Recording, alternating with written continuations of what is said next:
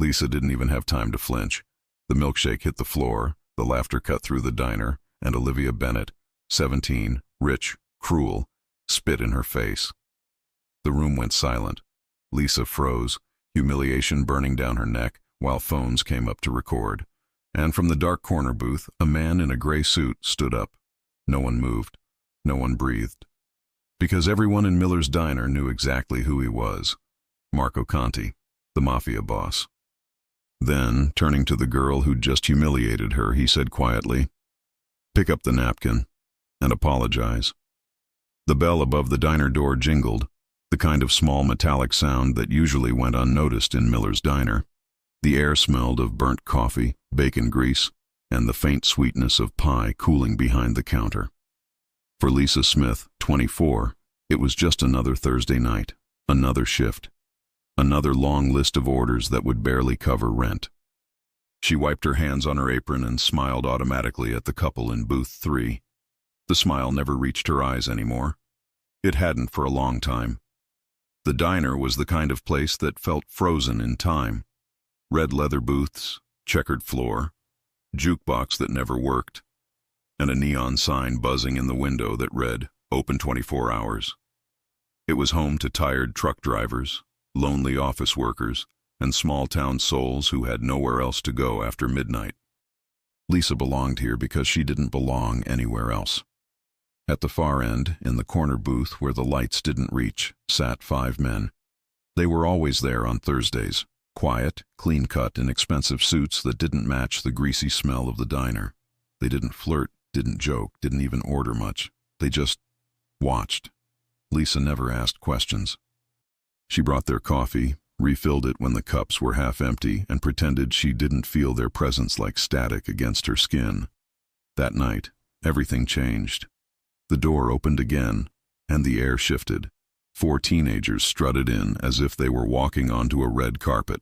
Designer jackets, diamond earrings, the newest phones in their manicured hands. Their laughter was sharp, meant to be heard. At the front of the group was Olivia Bennett, 17, daughter of a state senator who owned half the billboards in town. Everyone knew the Bennetts. They didn't come to places like Miller's Diner. Lisa's stomach tightened. Trouble. They picked the booth closest to the window, right where everyone could see them. Olivia snapped her fingers, and Lisa approached, pen and pad ready. "What can I get for you tonight?" Lisa asked politely. Olivia smiled without warmth. 4 chocolate shakes. And a round of tequila. Lisa blinked. "I'm sorry, ma'am, we don't serve alcohol to minors."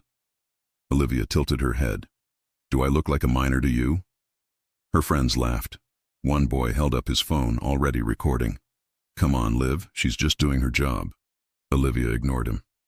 "Listen, waitress," she said, drawing the word out like it was dirty.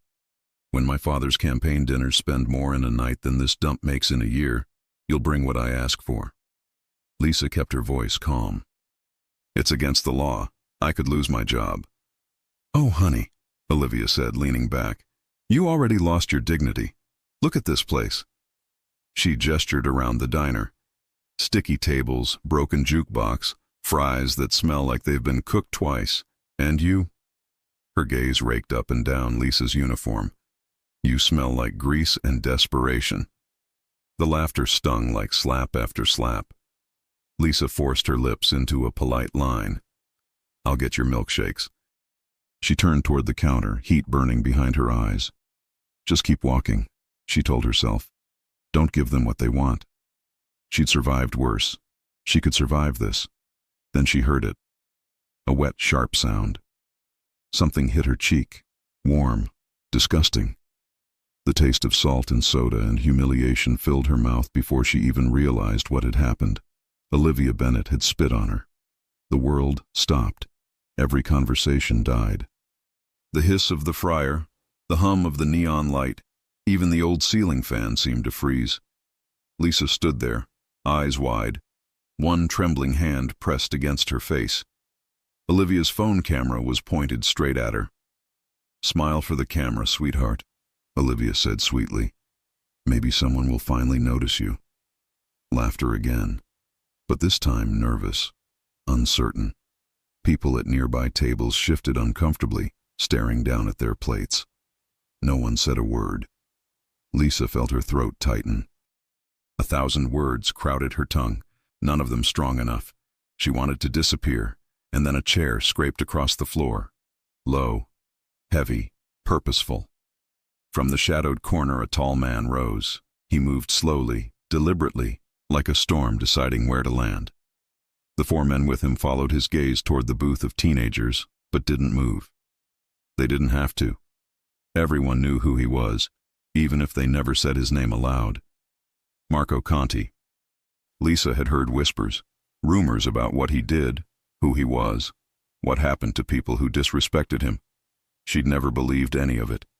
Until now. Marco walked the length of the diner, the soles of his black shoes echoing against the tiles. The teenagers fell silent, their laughter dying mid-breath. The boys shifted back instinctively. Olivia tried to hold her chin high, but her hand trembled around her phone. He stopped beside Lisa. For a moment, he didn't speak. He simply looked at her. His eyes, dark, steady, unreadable, took in the tear tracks on her cheeks, the spit glistening on her skin. His jaw clenched once, then relaxed. He reached for a napkin from the counter. His voice, when it came, was calm, low, and intimate. "Hold still, sweetheart." The word rolled off his tongue with quiet authority, not mocking, not pitying, just certain. Lisa obeyed before she even realized it.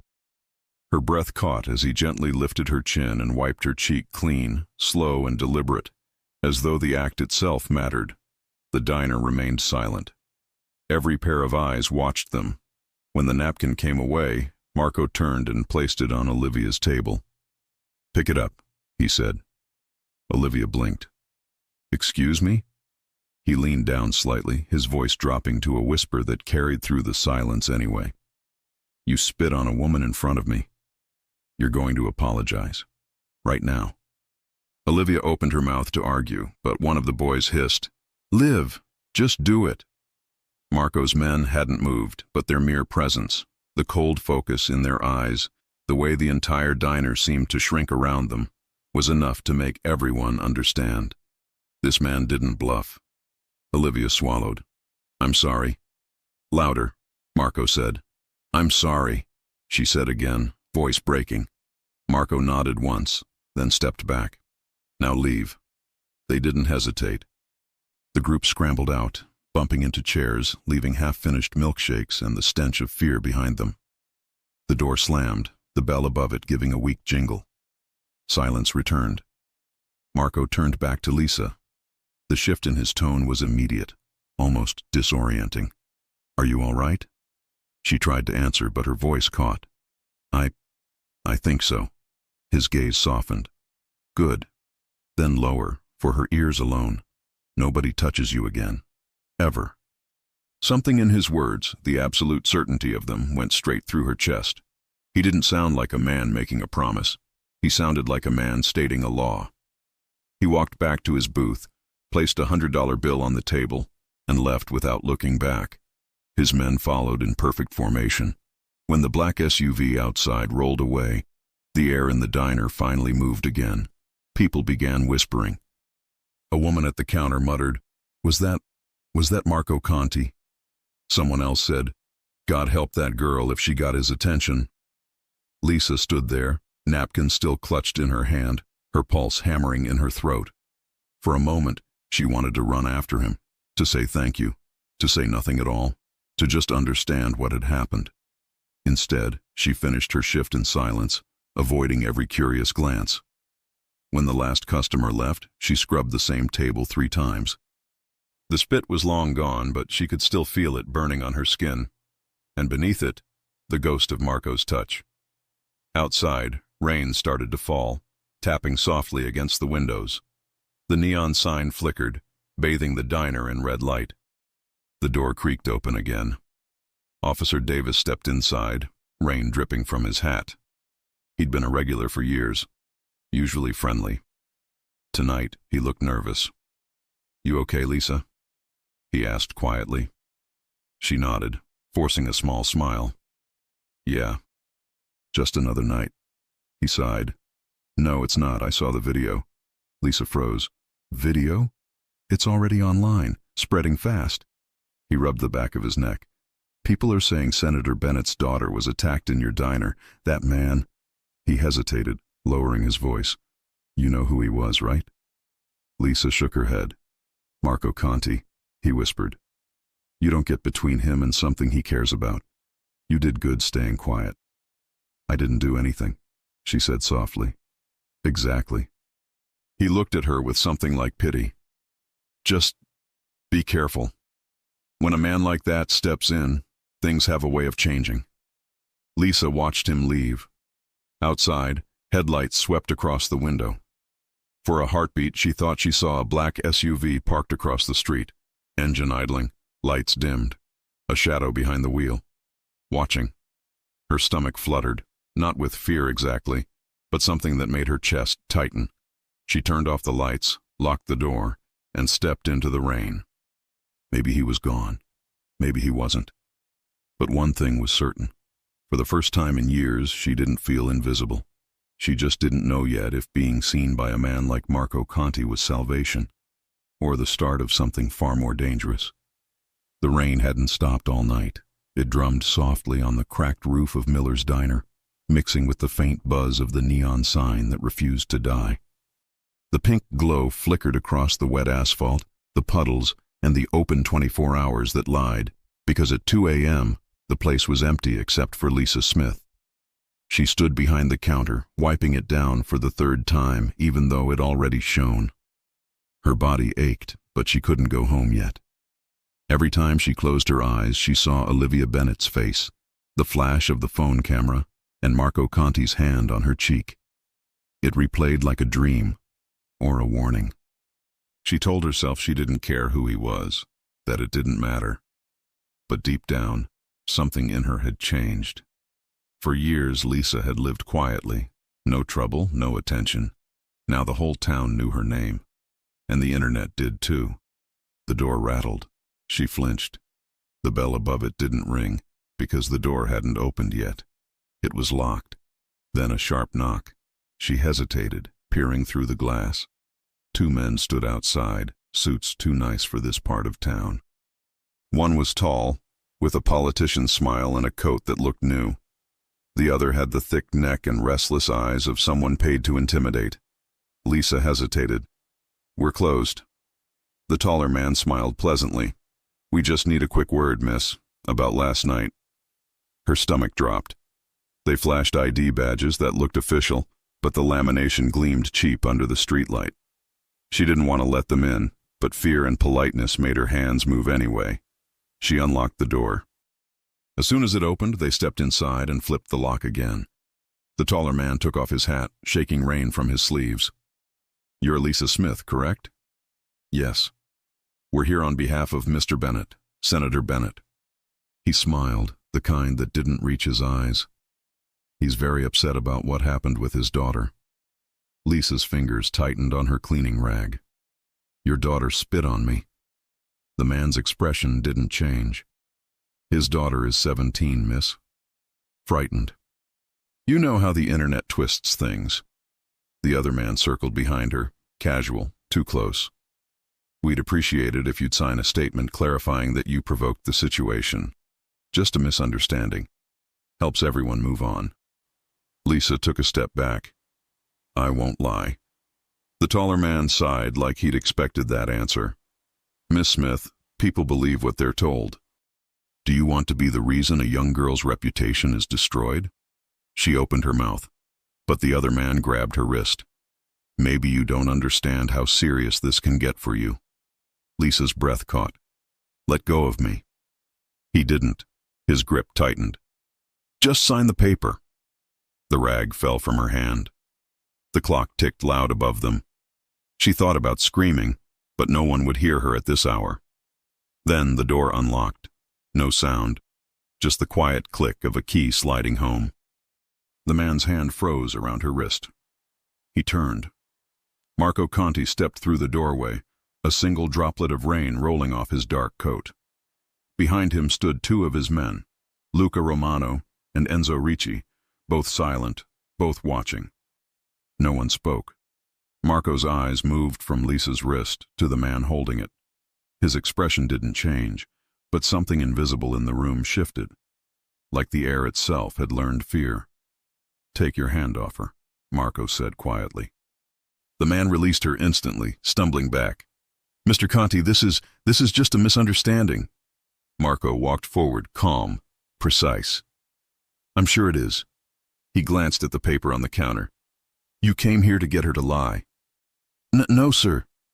We were just trying to—" "You were told to," Marco interrupted. "By Bennett."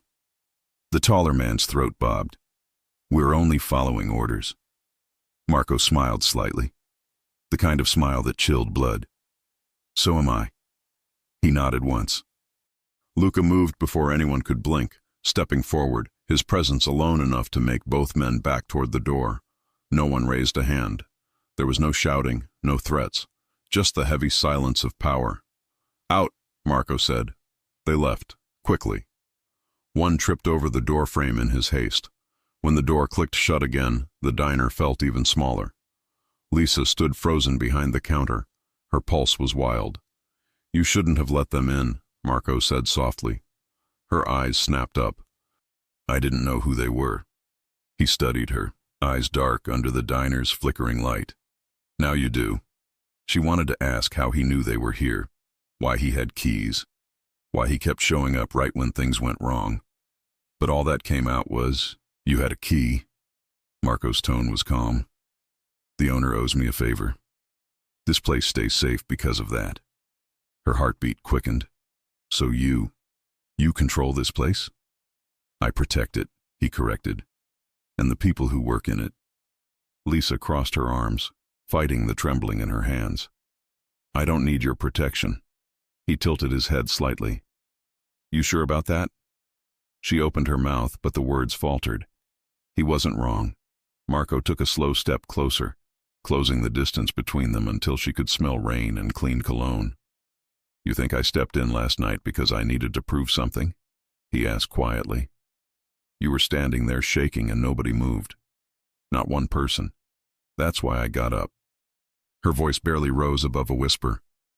"You don't even know me." His eyes softened for the first time. "You'd be surprised." She frowned. "What does that mean?" He didn't answer. Instead, he reached for her hand, the one still red from the man's grip, and looked at the faint bruise forming there. His thumb brushed over it gently. Lisa flinched at the contact, not because it hurt, but because it didn't. Marco's jaw tightened. "You live alone?" "Yes." "Not anymore." Her brows drew together. "Excuse me?" He looked directly into her eyes. "You're staying somewhere else tonight." She laughed nervously. "No, I'm not." "Yes," he said simply. "You are." Lisa stepped back.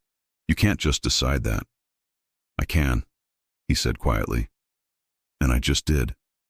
He moved around the counter, picked up her coat from the hook and held it out. "Put it on." "Marco." "Sweetheart," he interrupted, his voice low but firm. "I'm not asking." The word sweetheart hit her like a current. She stared at him, breathing fast. "Why are you doing this?" "Because you don't understand what kind of men you're dealing with. Bennett isn't going to stop. His pride's hurt. He'll send people again, and next time, I might not get here in time." Lisa's throat tightened. "And you will? Just show up again like some... He stepped closer. "Like some what?" Her voice broke. "Like some hero who thinks I'm worth saving." For a long moment, neither of them moved. Rain pattered against the window. The neon light flickered, painting his face in red and shadow. Marco finally spoke. "You are worth saving." She didn't know what to do with that. Nobody had ever said those words to her before. He handed her coat back, softer this time. "Get your things. I'll take you somewhere safe." Lisa hesitated, searching his face for a trace of cruelty or manipulation, something to make it easier to refuse him. But all she saw was calm certainty. Outside, a black SUV idled by the curb. Luca waited at the wheel, cigarette glowing in the dark. Lisa sighed, grabbed her purse, and followed Marco out into the rain. The ride was silent. Streetlights passed like ghosts through the tinted windows. Marco sat beside her, his jacket still damp, his profile sharp under the dim glow of the dashboard. Lisa wanted to ask where they were going, but the weight of his presence kept her quiet.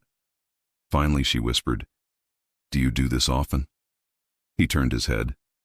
"Do what? Rescue waitresses who make the wrong people angry?" A faint smile tugged at the corner of his mouth. "No, you're the first." Her heart stumbled at the way he said it. Not joking, not teasing, just honest. She looked away, hands twisting in her lap. "You scare me a little." "Good," he said softly.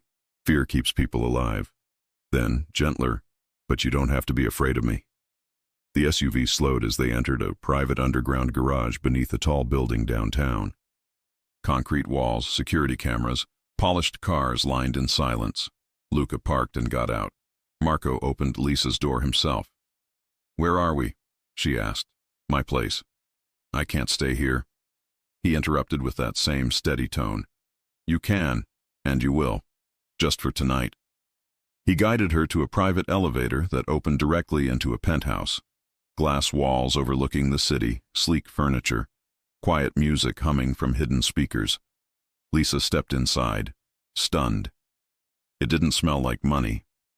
It smelled like order. Marco turned on a soft lamp near the couch. "You'll stay in the guest room. Luca will bring you clothes in the morning. If you need anything, use that phone on the table. It connects only to me." Lisa turned to him. "Why are you doing this?" He met her gaze without hesitation. "Because I saw a woman get spit on for doing her job, and it reminded me of everything I hate about this city." She swallowed. "That's not a reason to—" "It is for me." He stepped closer, stopping just short of touching her. His voice dropped to a whisper. "From now on, you don't walk home alone. You don't answer strange numbers. You don't open locked doors after hours. You let me handle it." Lisa's breath trembled. "You talk like you own me." His expression didn't change. "Maybe I just don't like sharing what I protect." Their eyes met, her heartbeat loud in her ears, his gaze steady and unblinking. For a long second, she thought he might touch her again. He didn't. He simply said, "Get some rest," and walked toward the elevator. "Marco," she called softly. He paused. She searched for the right words. "I don't even know what to thank you for." He looked back, expression unreadable. "Then don't thank me yet." The elevator doors closed, leaving her alone in a silence so deep she could hear her own heartbeat. Outside, the rain finally stopped. Lisa sat on the edge of the guest room bed, staring at the city lights below, wondering who exactly had just brought her here, her savior or her captor. And somewhere far below, in the same building's garage, Marco Conti spoke quietly into his phone. "Keep a car on her building," he said. "No one goes near it. Not the Bennetts, not their men, not anyone." He ended the call, eyes on the skyline. He didn't know it yet, but this waitress, the girl with fire behind her fear, was about to change everything. Lisa didn't remember falling asleep. One second she was sitting on the edge of the bed in the guest room, staring at the city through floor-to-ceiling glass, his voice still in her head, her heart still racing from the way he said, "You're staying here." And the next, she woke up in sheets softer than anything she'd ever touched. For a moment, she didn't know where she was. The ceiling wasn't stained. The air didn't smell like old frying oil. No thudding footsteps from the neighbor upstairs. No sirens. No yelling through thin walls. Just quiet. Real quiet. Her throat felt tight. It wasn't just that the bed was comfortable. It was that she felt safe. Then memory hit hard, fast. Olivia's spit. Her name online. Bennett's men in the diner. Marco's hand on her wrist. Calm. Certain. "Sweetheart, I'm not asking." She sat up too fast. She was wearing a t-shirt she didn't remember putting on. Not hers. Hers were old, soft from too many washes. This one was new, black, long enough to brush her thighs. She swallowed. Did he undress me? Before panic could rise, she noticed something on the nightstand. Her uniform, folded neatly, still buttoned to the top. her bra and jeans folded too, and a small white note leaning against a glass of water. You fell asleep. I told Rosa not to wake you. Her shoulders loosened an inch. Okay. So he hadn't touched her while she slept. He'd had someone else, Rosa. Take care of her. That helped. That helped a lot. But it also meant something else. There are people who work for him, in here, in his home. Her eyes moved around the room. The guest bedroom was bigger than her entire apartment. Pale walls, clean lines, thick curtains pulled half open to the skyline. There was a chair in the corner beside a low table with a small tray. Painkillers, a bottle of water, and, she blinked, a protein bar. He left food for me. That shouldn't have made her feel the way it did. She slid out of bed slowly. The floor was warm under her bare feet, like the whole place had its own quiet heat under the marble. She padded to the mirror in the corner and almost didn't recognize herself. Puffy eyes, hair half fallen out of her ponytail. The faint mark on her wrist from where Bennett's guy had grabbed her. She rubbed it gently, remembering the way Marco had touched the same spot and gone still. You're staying somewhere else tonight. Not a question. A knock sounded from outside the bedroom, firm but not harsh. Lisa startled. Yeah? The door opened a few inches and a tall man leaned in. Not Marco. Dark hair, broad shoulders, sleeves pushed up, tattoos running over his forearm and disappearing under his shirt. He looked like trouble but spoke like respect. Ms. Smith, he said. I'm Luca. Boss asked me to check if you're up. Boss. Right, of course. Lisa pulled the hem of the shirt down over her bare legs. I'm up. Good. Luca set a folded stack of clothes on a chair without stepping inside the room. These are for you. They should fit. Rosa guessed sizes. If anything is off, tell me, and I'll have it fixed. Her brow pulled. You bought me clothes? He shrugged like it wasn't a big deal. Yeah. You bought me clothes in the middle of the night. He let out half a laugh. You think Conti's taking you back to that diner in the same uniform you were wearing when the senator's people tried to corner you? Come on. Her mouth parted. I'm going back to work? Luca's expression flickered. That depends on what work means after today. Before she could ask, Luca's phone buzzed. He glanced at it, then at her. His voice dropped, losing the easy tone. Eat something. He's waiting in the kitchen. Don't make him wait. Then he was gone. The door clicked shut, and Lisa stood there for a second, heartbeat thudding in her throat. He's waiting in the kitchen. Something about that hit her harder than expected. Not an office. Not a meeting room. Not, he'll see you when he's free. He's in the kitchen, waiting for you. She dressed quickly. The new clothes were simple. Fitted black leggings, soft gray sweater, fresh socks. Nothing flashy. Nothing that screamed I belong to a man like him. Just comfortable, thoughtful. And yes, they fit perfectly. That detail unsettled her more than any gun or threat ever could. How do you know my size, Marco? When she stepped into the hallway, she realized how private this place really was. It wasn't sterile like a hotel. It wasn't gaudy rich person taste either. It was controlled, minimal, nothing lying around that didn't need to be there. The kind of space designed by someone who didn't like being surprised. Cameras in the corners, reinforced doors, locked cabinets. She noticed it all and understood one thing instantly. People don't get in here unless he wants them in here. Which meant he let me in. Her stomach fluttered. The kitchen wasn't what she expected. She'd pictured cold stone counters and chrome everywhere. Instead, it felt warm. Dim lighting, heavy wood table, coffee already made, steam curling up from 2 mugs. Marco was leaning against the counter with his jacket off, sleeves rolled to his forearms, tie on the table. He looked less like a roomer and more like a man this close, stubble on his jaw, strong shoulders under a white dress shirt, a vein in his forearm that flexed when he moved. He wasn't posing. He wasn't trying. That was the problem. Her breath stalled for half a second. He looked up. and when his eyes landed on her, his whole face changed. That was the second problem. She'd seen men look at her before, sure. Quick scans, lazy grins, hands that felt entitled just because she brought ketchup to their table. This wasn't that. Marco didn't look at her like something to touch.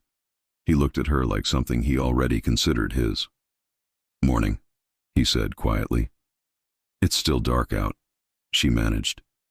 The corner of his mouth lifted. "Then it's not morning yet." Her eyes flicked to the mugs.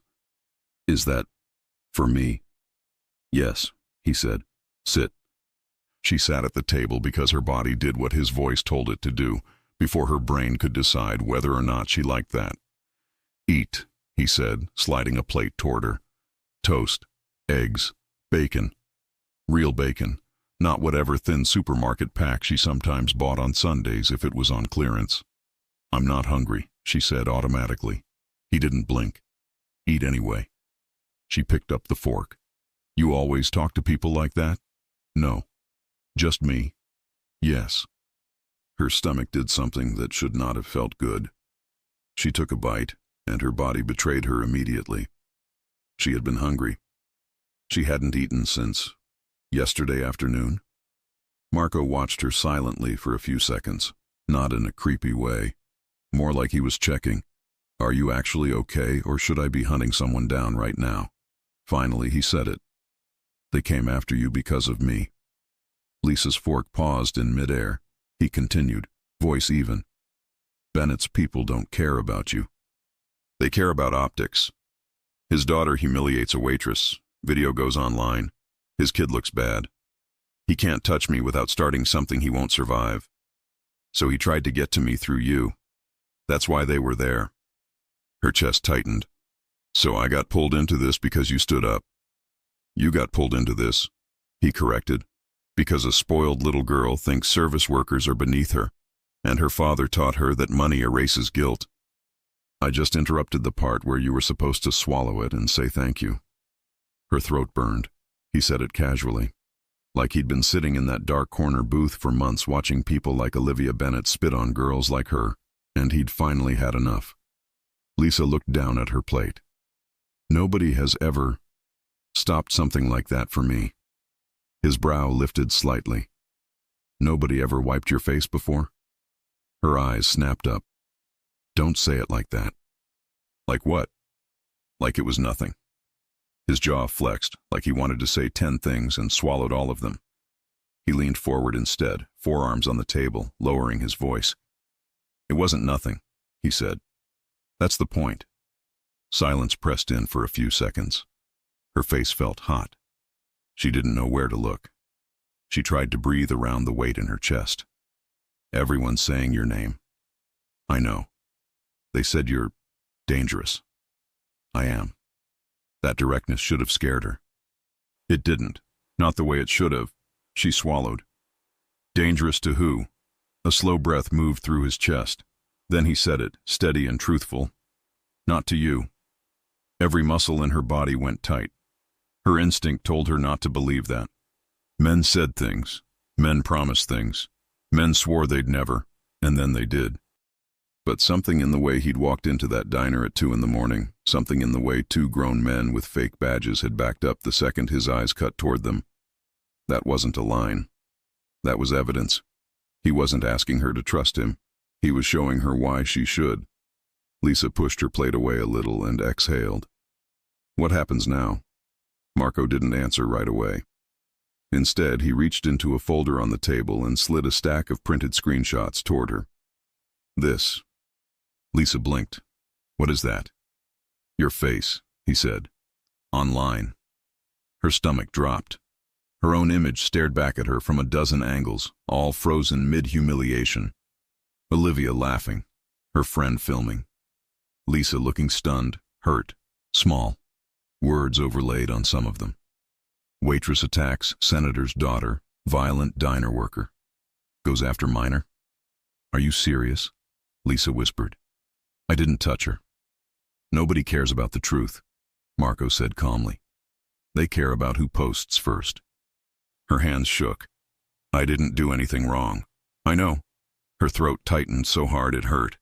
That's what did it. Not the protection, not the money, not the SUV, the clothes, the guarded building, the private elevator. That, I know. Her eyes burned. She blinked fast, furious at herself. Great, so I'm violent diner trash now, in front of the whole internet. Marco's voice dropped. You're not trash. She forced out a laugh. Yeah? Tell that to the comments section. I don't care about the comments section. I do, she snapped, louder than she meant to. She swallowed and dropped her voice. That's my face. That's my job.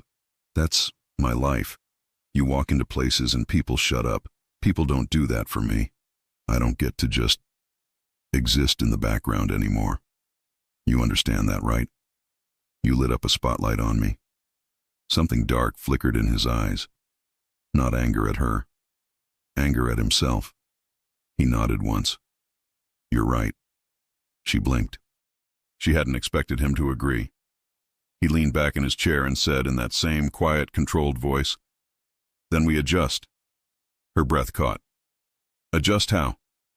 You're not going back to the diner. Her heart lurched. What? It's not safe, he said. Bennett's not done. He'll either try to scare you again, or pay you to lie, or set you up to look like you're unstable so nobody believes you. I'm not letting you walk into that. Her pulse hammered. You can't just tell me to quit my job. That job pays my rent. It did, he corrected. Past tense. Her face heated, anger flaring. Oh, I see, right. So now I'm just, what? Some girl you're going to keep in an apartment so you feel big? Am I supposed to sit on your couch, look pretty, and shut up? Something flickered in his expression. Luca, if he'd been in the room, would have warned her. Don't poke him like that. But Luca wasn't in the room. Marco stood slowly, palms flat on the table, and leaned over until his face was inches from hers. His voice when he spoke was low, even, and devastating. Listen to me very carefully, Lisa. I am not paying you to be quiet. I am not putting you in some little glass box because you look good in my apartment.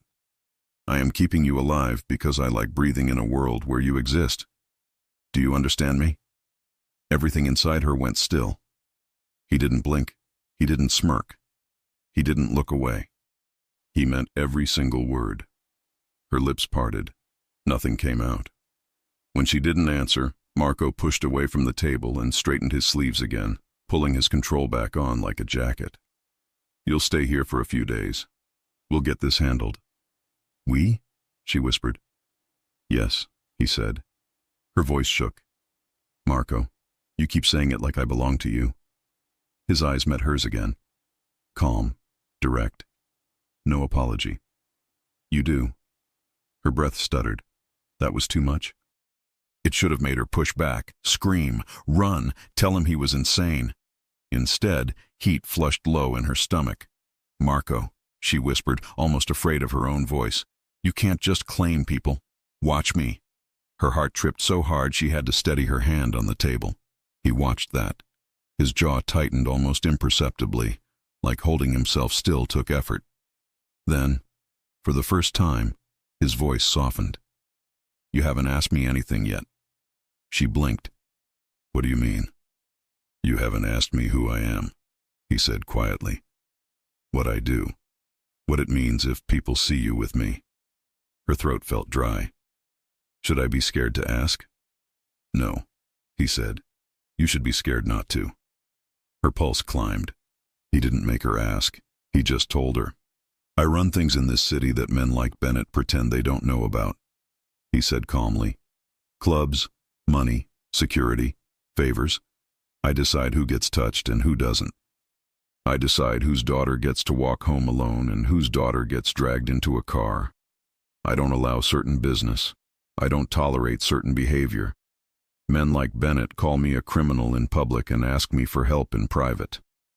Lisa stared at him. You think I don't know what his daughter's been doing? Marco continued. You think I haven't seen the videos?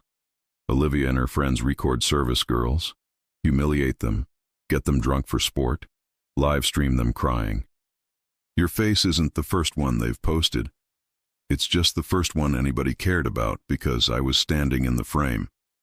Her stomach twisted. They've done this before? More than once, he said. You weren't their first target. You were just the first one who had someone to stand up and say, no.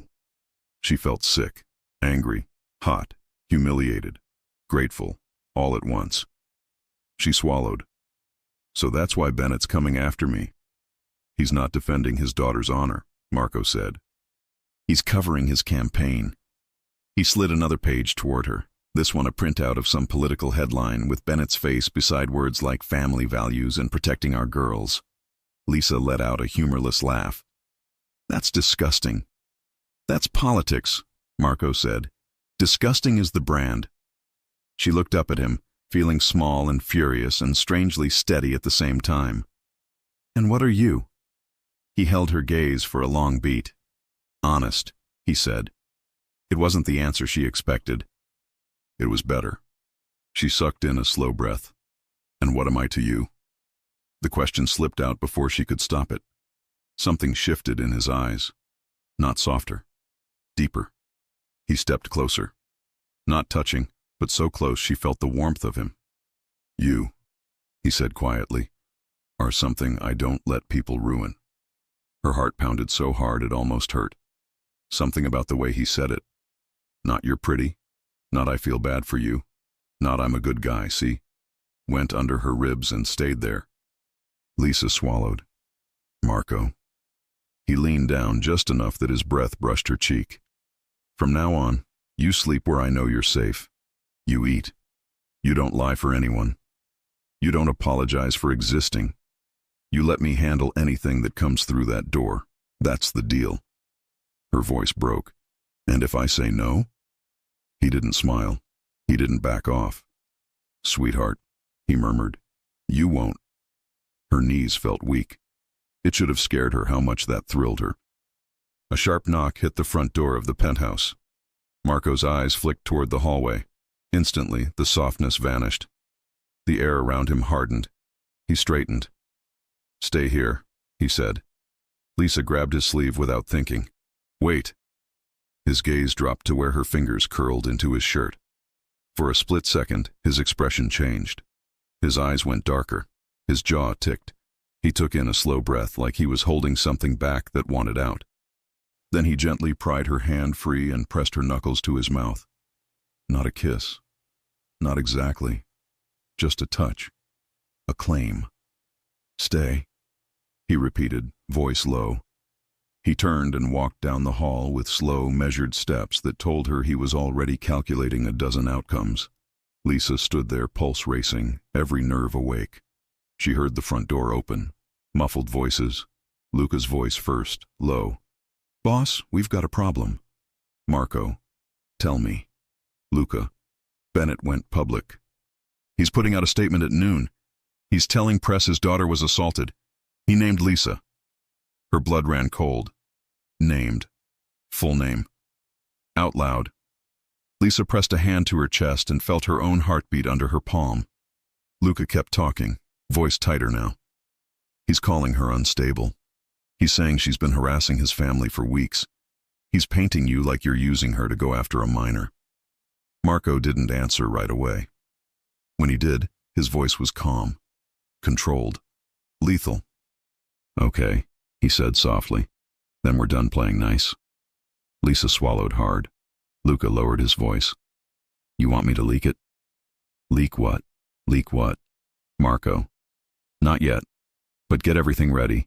Every clip, every screenshot, every timestamp. If Bennett wants a war in public, I'll give him a funeral in public. Lisa's breath hitched. A long silence followed. She didn't hear all of what Luca said next. Just words like press, social, and governor's office. Then she heard Luca ask something that made her heart slam against her ribs. What about the girl? Luca said. You want her moved or you keeping her here? Keeping her here. Her stomach flipped. Marco didn't hesitate. She stays with me. Lisa felt heat rush to her face. Luca let out a low sound that might have been a laugh. Boss? What? You know what? A pause. Then Luca, in a lower tone. Just saying, I've known you a long time. I've never heard you sound like this over anybody. Silence. Lisa held her breath. When Marco finally answered, his voice had that calm steel again. Luca. Yeah? From now on, Marco said, everyone in this building understands something very clearly, which is, if anyone so much as looks at Lisa Smith like she's a problem instead of a priority, they don't work for me anymore. Lisa's lungs forgot how to work for a full second. Priority. He called me a priority. Her heart thudded so hard she had to brace herself on the counter. The conversation at the door quieted. Boots moved. The lock clicked again. The silence in the penthouse dropped back down around her, heavy and private. A moment later, Marco returned to the kitchen. He looked different now. Not physically. Same rolled sleeves, same loosened tie. But there was something in his eyes that hadn't been there 20 minutes ago. It wasn't softness or warmth. It was decision. He walked straight up to her. Close. Closer than before. Close enough that she had to tilt her chin up to meet his eyes. Pack a small bag, he said. Her brows pulled. For what? We're going out, he said. Her stomach tightened. Out where? His gaze didn't waver. To fix this. Her mouth went dry. Marco, I can't be seen with you in public. They're already saying I'm... That's exactly why you're coming with me, he said. Bennett thinks he can drag your name through the mud because he thinks you're alone. You're not. Today, people learn that. Her pulse kicked hard. Marco. He lifted a hand. His knuckles brushed her jaw. Slow. Careful. Nothing demanding. Just contact. Her breath caught. He looked down at her like she was already his and said quietly, You're under me now. That means nobody touches you. Not online. Not in person. Not with a rumor. Not with a headline. I don't care if their father sits in an office with a flag behind his name. Her heart beat so hard it felt like it might bruise her ribs. He lowered his voice even more. Lisa, look at me. She was already looking. I am not letting anyone rewrite who you are, he said. Not for votes, not for money, not for a clip on some teenager's phone. Her lips parted. And who am I? He didn't blink. Mine, he said. Her breath hitched. She should have said no. She should have told him he was insane. She should have told him she wasn't property. Instead, in a voice she almost didn't recognize as her own, she whispered, Okay. Something dangerous flickered in his eyes then. Pride, hunger, relief, possession all tangled into one. He exhaled slowly through his nose like that single word from her had eased something tight inside his chest. Good girl, he murmured. Her knees nearly gave out. He stepped back just enough to let her breathe. 5 minutes, bag, nothing complicated. Toothbrush, whatever you need. Luca's waiting downstairs. She swallowed and nodded. She turned to go, heart in her throat, body buzzing like a live wire. Then she paused and looked back over her shoulder. Marco? He stopped in the doorway. Yeah? Her voice came out small and raw. Am I in danger because of you? His answer was instant. No, he said. You're in danger without me. Her stomach flipped. And Lisa, he added quietly, that ends today. She didn't know what it meant yet. She didn't know what he was planning to do to Senator Bennett. She didn't know what it would look like to walk into the world on Marco Conti's arm, what line she was crossing, what she couldn't come back from. But she knew one thing with absolute clarity.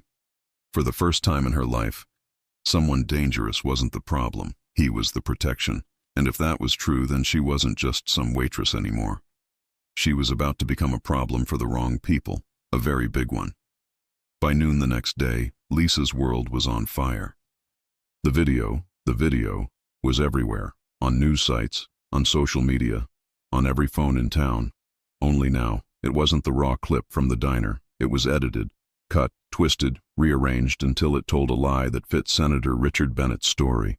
Lisa stared at the television in Marco's living room, her hands cold around a cup of untouched coffee. The screen showed Olivia crying, mascara smudged, voice trembling, pretending to relive the attack. Reporters nodded solemnly. The banner at the bottom of the screen read, Senator's daughter speaks out, Claims waitress and local mobster harassed her. Lisa's stomach turned. She's lying, she whispered. Marco stood behind the couch, his arms crossed. His face was calm, too calm. I know. The reporter continued. The senator has called for a full investigation into Marco Conti, who's been long suspected of criminal activity in the city. He's accused of coercing the young waitress into participating in an online campaign to damage the Bennett family name. Lisa dropped the remote. Coercing me? Her voice cracked. They're saying I'm... What, your accomplice? Marco didn't answer. He was already making a call. Pull every clip, he told Luca. Full diner footage, uncut, get timestamps. I want the original camera files from the diner security feed. Now. He ended the call and looked at her. They want to make this public? Fine. We'll go public. Lisa stood, pacing. No, you can't. Marco, you'll make it worse. He's a senator. He turned his head slowly toward her, his eyes steady. He's a father who raised a bully and built a career on lies. He picked a fight with the wrong people. Lisa's pulse raced. You're talking about ruining a politician's career. He stepped closer. I'm talking about protecting you. She shook her head. You don't have to destroy him for me. He smiled faintly, but it wasn't warm. Sweetheart, you still don't understand. I don't destroy people for you. I destroy people who touch what's mine. Lisa froze. Every word felt like a promise she wasn't ready to hear, and yet her chest ached with the dangerous comfort of it. Before she could answer, Luca burst through the door, laptop in hand. We got it, he said. Security footage from inside the diner, full view of the table. Olivia spits on her, clear as day, no cuts, no edits. Marco motioned. Show me. Luca set the laptop on the table. The video played, raw, real. There she was, small and exhausted, trying to keep her head down. Olivia sneering. The spit. Marco standing up, towering over the chaos. Lisa couldn't look away. Seeing it again from another angle made her chest tighten. It wasn't just humiliation anymore. It was proof. Luca spoke, eyes on the screen. We leaked this to the press. Bennett's done. Marco's gaze never left the video. No. We don't leak it yet. Luca frowned. Boss. Marco's tone dropped. We give him a chance to pull back first. He wants to humiliate a waitress? Let's see how he likes being the one on his knees. He looked at Lisa. You trust me? Her lips parted. I don't even know what you're going to do. Good, he said softly. Then you won't lie when they ask. By afternoon, Lisa's phone wouldn't stop vibrating. Journalists called. Anonymous numbers texted threats. One said, you'll regret crossing the Bennetts. Another, trash like you should stay silent. Her hands shook as she turned the phone over and over. Marco, I can't. He took it from her, turned it off, and placed it face down on the counter. You don't answer unknown numbers again, ever. She stared at him. This isn't normal. No, he said. This is war. He walked to the window, phone pressed to his ear again. Send word to DeLuca, he said quietly. Pull Bennett's campaign financials. Every donation, every offshore account. I want to know where every dollar came from. Start with the construction contracts he buried last year. Lisa's voice trembled. What are you doing? Making sure, Marco said, that when Bennett falls, he doesn't get up. She rubbed her temples. Marco, this is insane. You can't just... He turned, gaze sharp. He used his daughter to humiliate you. Then he used you to save himself. You still want to protect him. Her voice broke. No. I don't want anyone hurt. For a moment, he softened. Neither do I. But people like Bennett understand only pain, reputation, money, fear. We'll use the only language they speak. She didn't know what scared her more, his calm certainty or how right he sounded. That night, she stood on the balcony of the penthouse, looking out over the city. Wind tugged at her hair. Far below, traffic lights blinked like restless stars. Behind her, the sliding door opened. Marco stepped out, holding 2 glasses of whiskey. He offered her one. I don't drink, she said. You do tonight. She took it anyway. It burned going down. For a while, neither of them spoke. Finally, Lisa whispered, I don't get it. You could ignore me. You could let Bennett crush me. You have no reason to fight this hard. Marco's eyes stayed on the skyline. You're wrong. Then tell me. He glanced at her, expression unreadable. Because when I was a kid, my mother cleaned houses for people like him, people who smiled while they made her feel small. She died believing she was less than them. Lisa's throat tightened. He looked at her again. I promised myself a long time ago that if I ever saw another woman treated like that, I'd make sure whoever did it remembered her name. She blinked back tears. You think you can fix the world like that? No, he said quietly. But I can fix this. The next morning, the world woke up to chaos. Headlines everywhere. Leaked footage shows senator's daughter attacking waitress Bennett family caught in scandal. Public demands. Answers. The real footage, the uncut version, had been released anonymously at dawn. Millions of views in an hour. Olivia's spit, crystal clear. The sound of laughter. The cruel tone in her voice. And then, the calm voice that cut through everything.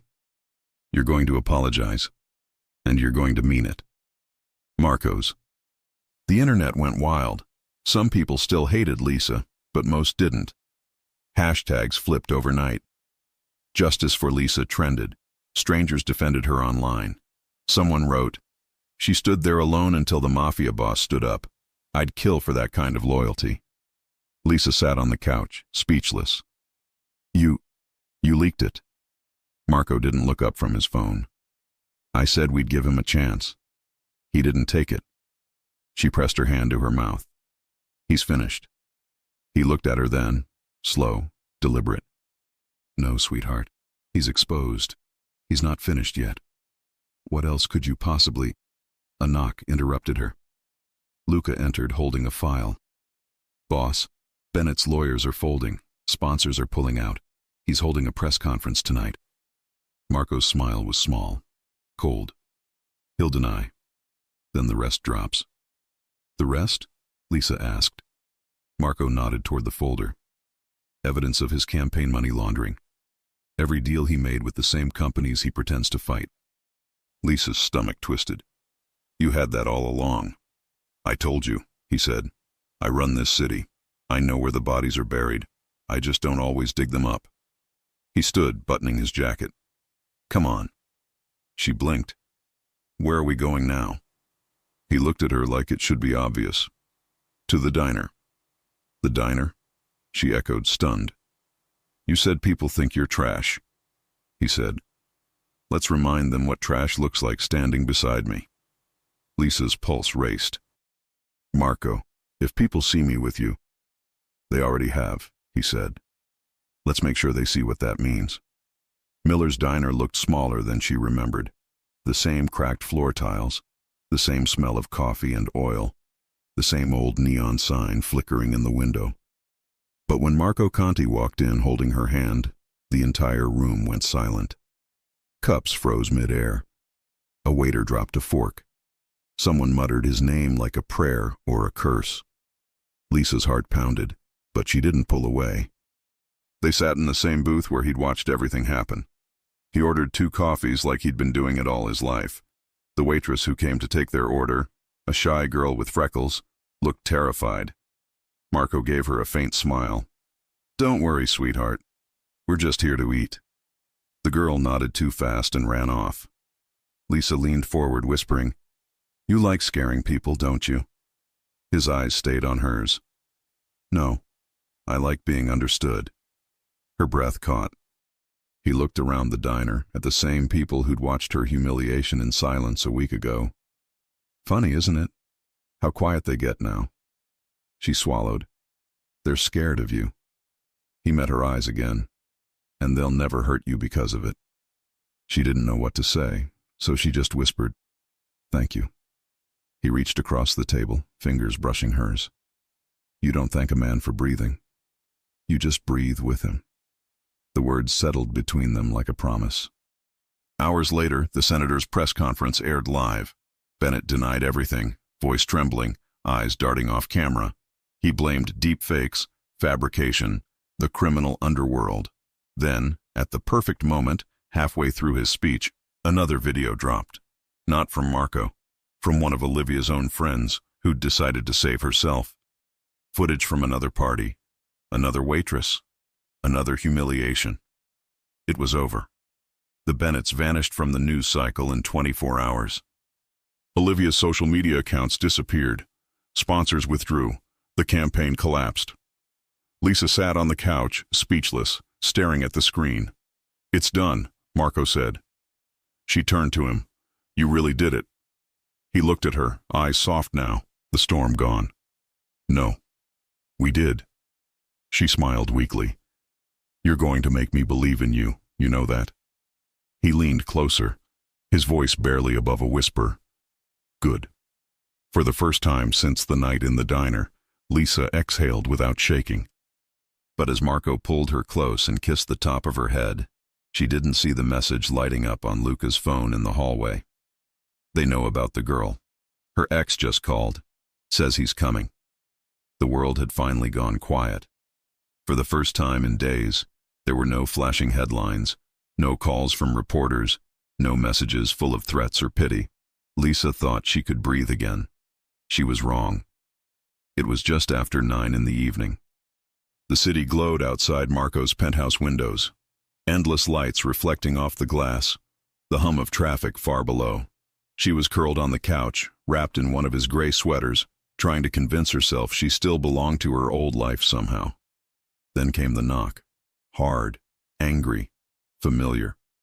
Lisa froze. The sound cut straight through her chest like a blade.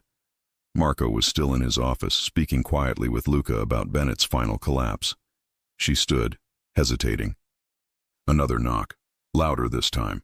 "Lisa!" A man's voice shouted from the hall. Her stomach dropped. No, not here, not him. She crossed to the door, heart hammering. "Derek?" she whispered through the wood.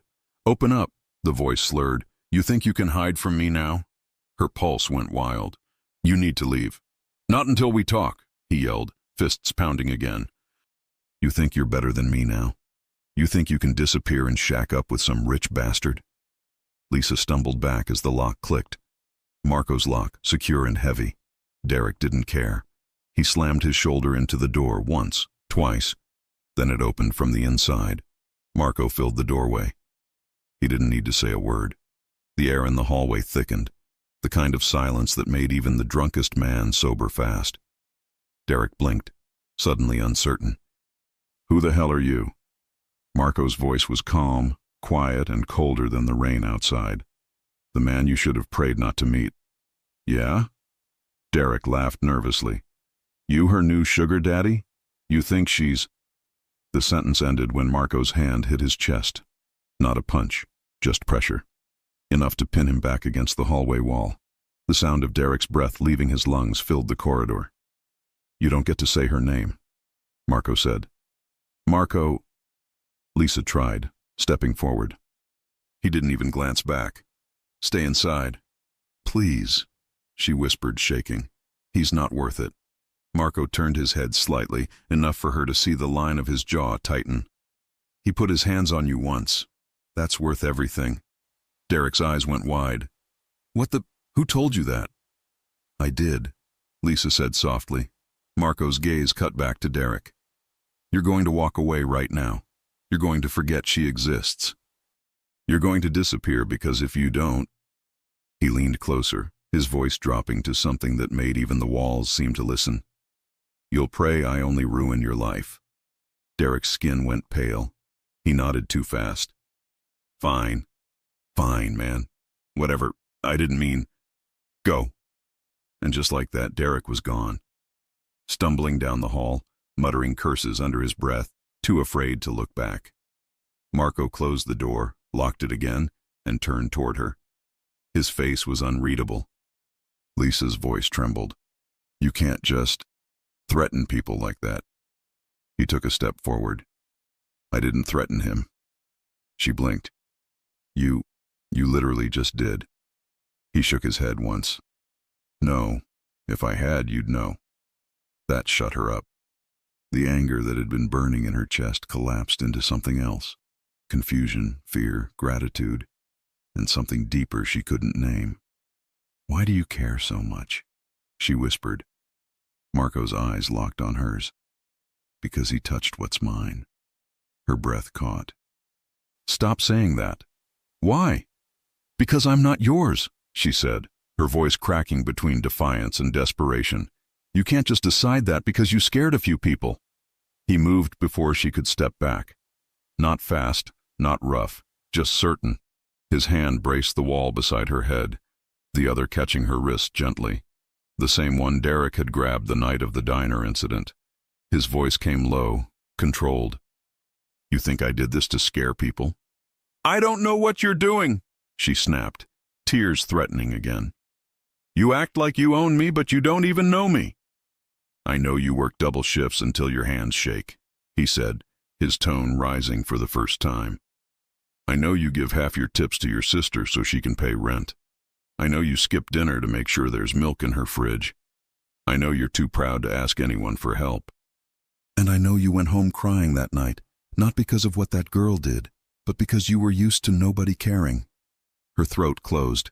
He leaned closer, voice rough now. So don't tell me I don't know you. Lisa's back hit the wall. Her heart pounded so loud she could barely hear herself breathe. You think I'm helping you because I feel sorry for you? He continued. I'm helping you because you walked into that diner months ago with bruises on your wrist and didn't tell anyone who gave them to you. Because when people like Bennett laugh at you, you stand there and still tell them, have a nice day. Because you don't see what I see. She swallowed hard. What do you see? His jaw clenched. A woman who doesn't know her own worth. And I'm done watching her pretend she's nothing. Tears finally broke free. You can't just fix me. I'm not trying to fix you, he said, softer now. I'm trying to claim what I already decided was mine. She shook her head. You can't just claim people. He exhaled slowly. Watch me. He stepped closer, just enough for his breath to touch her cheek, for his presence to drown out every thought she had left. Her pulse stuttered. Her hands went up to his chest, meaning to push him away.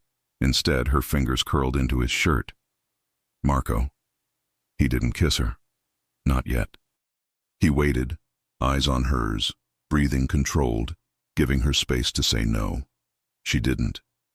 She rose on her toes and their mouths met halfway. It wasn't gentle. It wasn't careful. It was years of silence and anger and loneliness colliding all at once. His hand slid up to her neck, not choking, just anchoring her, keeping her from slipping away again. When they finally broke apart, both breathing hard, she whispered, You don't even like people. His thumb brushed her jaw. You're not people.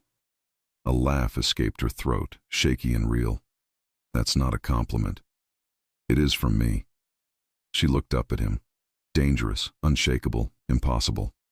And for the first time, she didn't see a man she should fear. She saw a man who'd already chosen her, long before she realized she'd chosen him back. Hours later, Lisa sat on the edge of his bed, wearing his shirt again, watching him by the window. He hadn't moved for a while, phone in hand, tie undone, expression unreadable. You're thinking, she said quietly. He glanced over his shoulder. I'm always thinking. What about? Bennett, he said simply. And you. Her heart skipped. Both in the same sentence? He turned toward her, lips curling faintly. They're connected now. She looked down at her hands. That's not fair to you. He walked to her slowly, the city's light tracing his silhouette. Fair stopped mattering the second he put your name in his mouth. He crouched in front of her, resting his hands on her knees. Tomorrow it's over. His people will fold. The story dies. And you? He paused, searching her face. You start over. New name if you want it. New job. Whatever you need. Her eyes filled again. Why are you doing this for me? He smiled slightly. Because you'd never do it for yourself. Marco. He stood, reaching for her hand, pulling her gently to her feet. You don't owe me anything, Lisa. But you do owe yourself peace. So when this ends, you go find it. Understand? She frowned. What about you? He brushed his thumb along her cheek. I don't get peace.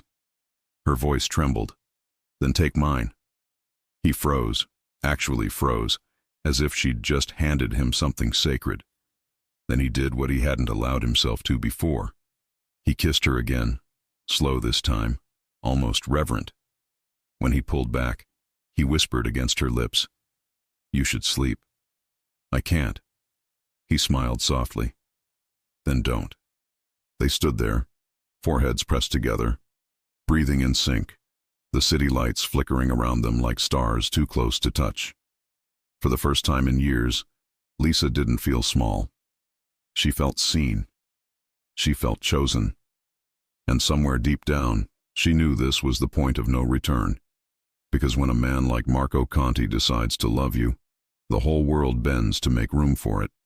But even peace doesn't last long in his world. At sunrise, Luca stormed into the room, out of breath.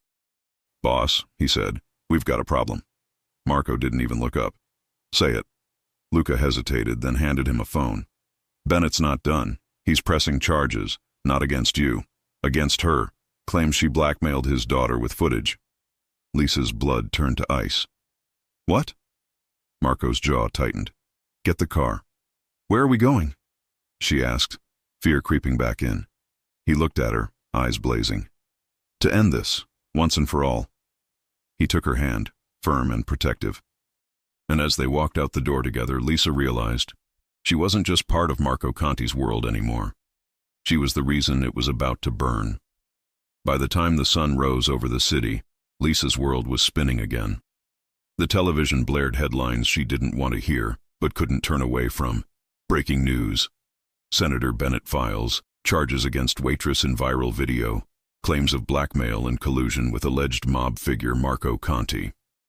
Lisa sat frozen on the couch in Marco's penthouse, the phone trembling in her hand. He's really doing it, she whispered. He's dragging me down with him. Marco stood by the window, hands in his pockets, shoulders tense. He had that stillness again, the kind that came before something dangerous. He's cornered, Marco said quietly. And cornered men make stupid choices. Lisa looked up at him, tears threatening again. They're calling me a criminal, Marco. They're saying I'm part of you. He turned, eyes meeting hers. You are part of me. Her breath caught. That's not what I meant. It's what I meant. He pulled out his phone, dialed without looking, voice steady as ever. Luca, line it up. We go live in 1 hour. Lisa's head jerked up. Go live? What are you talking about? He finally looked at her, the way he did when he'd already made up his mind. If Bennett wants the world to see you as the villain, then the world is going to see the truth instead. Every clip, every message, every file his daughter deleted. We're not hiding anymore. Lisa shook her head. You can't just leak more things. They'll come for you. He stepped forward, voice low. They've been coming for me my whole life. But this time, sweetheart, I get to choose the battlefield. 1 hour later, they stood side by side in Marco's office, a panoramic view of downtown stretching behind them. Lights, skyscrapers, the hum of a city that never looked away for long. A small camera light blinked red on the desk. Luca adjusted the laptop streaming feed, murmured, We're live in 3, 2. Marco didn't wait for the countdown. This message, he began, is for Senator Richard Bennett, and for every person who watched a video and decided a woman's silence was proof of guilt. Lisa's hands trembled beside him. He reached for them under the desk, lacing his fingers through hers. Subtle, grounding. He continued, calm but lethal. A week ago, Bennett's daughter spat in the face of a working woman, a waitress doing her job, while her friends filmed it for laughs. When the truth came out, Bennett decided to protect his campaign instead of his daughter's soul. He accused that same woman of blackmail. He called her unstable. He called me a criminal. He leaned closer to the mic, his voice dropping. He was right about one thing. I am not a politician. I don't make promises I can't keep. So here's one I will keep. If anyone touches Lisa Smith again, in print or in person, I'll make sure they never speak her name again." Luca winced, muttering, "Subtle as always, boss." Marco ignored him. He turned to Lisa. "Your turn." Her throat went dry. "Marco, I can't." "Yes, you can." She took a shaky breath and looked straight into the camera. Her voice wavered at first but grew stronger with each word. "My name is Lisa Smith. I've worked since I was 16. I've served people who don't remember my face, and I've smiled through more insults than I can count. I didn't blackmail anyone. I didn't lie. All I did was say no to a girl who thought she could buy respect, and I won't apologize for that." The silence afterward felt heavy, electric. Marco gave her a small nod. Luca ended the stream. "It's out there," he said quietly. "And it's spreading fast." An hour later, the city had seen it. The full diner footage. The uncropped video of Olivia's cruelty. The audio of Bennett ordering his aides to make the girl disappear. Every message, every lie, every mask ripped away. News outlets scrambled. Commentators reversed sides. Hashtags flipped again. Justice for Lisa trended worldwide. Lisa sat by the window stunned, watching her own face on TV. "It's really over," she whispered. Marco stood behind her, phone in hand. "Not yet." He ended a call and slipped the phone into his pocket. "Bennett's resigning by morning." Lisa turned. "You planned this from the start." He met her gaze evenly. "I planned to win." She gave a shaky laugh. "You're impossible." He smiled faintly. "And you're free." The words hit her harder than she expected. Free. She hadn't realized how heavy it had been until now. She looked at him for a long time, the man who'd turned her world upside down, and said softly, "What happens to us now?" He tilted his head. "Us?" She nodded. "You said I was yours." "What does that mean when the war's over?" Marco walked closer, stopping right in front of her. The light from the window cut across his face, sharp lines of shadow and gold. "It means the same thing it meant before the war started." Her voice trembled. "Which is?" He reached up and tucked a strand of hair behind her ear. "It means you don't serve anyone again." Her heart skipped. That's not an answer. His eyes softened, the rare kind of softness that only appeared when he looked at her. "It means I want you beside me. No hiding, no shame, no more pretending you're small." She swallowed. "And if I say yes?" He smiled, slow and dangerous. "Then I stop pretending I can live without you." Lisa stared at him, unable to breathe. "And if I say no?" His thumb traced her jaw. "Then I wait until you change your mind." She tried to laugh, but tears came instead. "You're impossible." He brushed them away with his thumb. "And you're the first thing in my life that isn't negotiable." Her breath hitched. "Marco." He leaned closer, his voice low, steady, the kind that made the whole world disappear. "I've done terrible things. I've taken. I've hurt. I've broken. But with you, I learned something I didn't know I still could. How to want something good." Lisa's tears finally fell. "I'm not good." He smiled faintly. "You're better." She didn't know who kissed who first. Maybe it didn't matter. All she knew was that when his mouth found hers, everything that had been chaos, fear, pain, humiliation, guilt, finally went quiet. The kiss wasn't about rescue anymore. It wasn't about gratitude or protection. It was about belonging. Weeks later, Miller's Diner reopened under new management. The place looked brighter, polished booths, a new neon sign, laughter that didn't sound forced. At the same corner booth where it all began, Marco sat with Lisa. He looked more relaxed now, the faintest smile ghosting his mouth as he stirred his coffee. Across from them, the same waitress. The new girl, nervous and smiling, asked, "You folks need anything else?" Lisa glanced at Marco, teasing. "You should tip her well. Men in suits make her nervous." He smirked. "Men in suits make you nervous." "Not anymore," she said, smiling softly. Marco leaned back, watching her, the way her hair caught the sunlight, the way she laughed now without apology.